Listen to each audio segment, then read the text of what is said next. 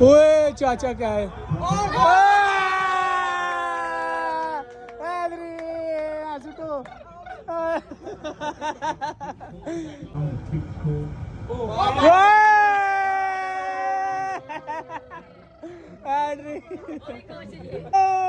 fielder दूर है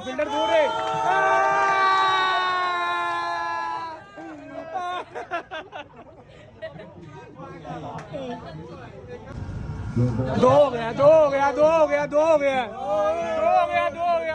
single बराबर चल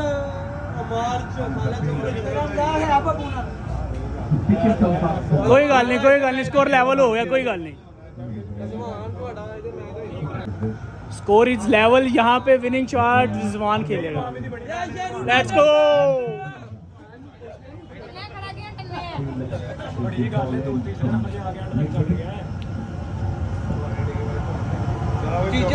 let's go shot single final